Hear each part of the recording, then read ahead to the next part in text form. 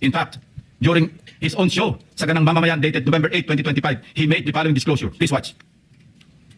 Nelson, alam mo, mga kaibigan ko, nagbigay sa akin talaga. Alam mo, pakiusap lang nila. Isa lang. Tanggapin mo ang tulong namin sa'yo. Okay. Congressman ako nun, Kong. Kami po ay naniniwala na karapat dapat kang makarating sa Senado. Tanggapin mo ang ganito. Marami sila. Isa lang ang kanilang pakiusap sa Ano po akin. yun? Eh sana huwag mo na kaming si-disclose ang identity. Ngayon, kapag ka naglagay ako ng figure sa contribution, mapipilitan akong mag-disclose ng pangalan nila. Alam mo bakit? Merong kaakibat na kung tawagin ay deed of acceptance of donation.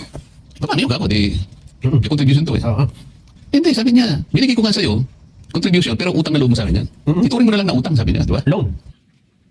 But when he was issued a show cause order by the COMELEC, he tried to backtrack on his arguments by saying that he received those contributions when he was not yet a candidate as defined by the decision of the Supreme Court.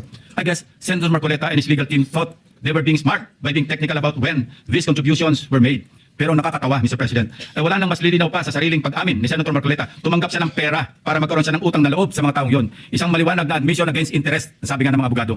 Bilang isang abogado, dapat alam ni Senator Marcoleta na dahil dito ay shoot siya sa balde sa kasong indirect bribery under Article 211 ng Revised Penal Code dahil member siya ng House of Representatives ng panahon na yon. Maliwanag sa batas na krimen sa mga public officials na tumanggap ng pera o gift by reason of their office kahit walang pangako na particular act or omission sa nagbigay ng pera. Bakit nga ba hanggang ngayon ay hindi pa rin nilalabas ng COMELEC ang resolution ng SOSI case ni Senator Marcoleta? Ayun ang isda talaga ay nahuhuli sa sarili niyang bunganga. Ika nga sabi din ni Senator Lacson, suwak sa balde. Hindi naman po mali na tumanggap hindi naman illegal, rather, na tumanggap ng donasyon. Ngunit dapat ito ay saktong mai-report sa BIR para sa karampatang tax nito at maidocument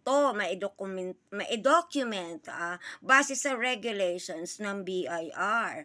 Ang tanong, Senator Marcoleta, na i-report mo ba ng maayos sa BIR ang tinanggap mo na friends mo na pinagkakautangan mo di umano ng loob at inilusot mo para hindi ka daw di umano ma-violate ang ating Omnibus Election Code ay dahil tinanggap mo ito na wala pang proper campaign period. Tumama ka doon. However, ang katanungan po natin ay kung proper mo ba itong na-report sa BIR at ito ba ay nabigyan ng donor's tax?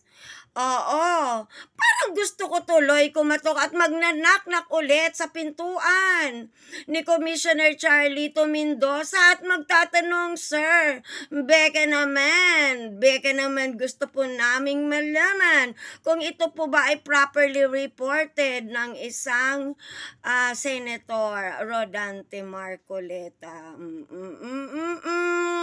DDS, wag magagalit, nagtatanong lamang si Bruja. Bye!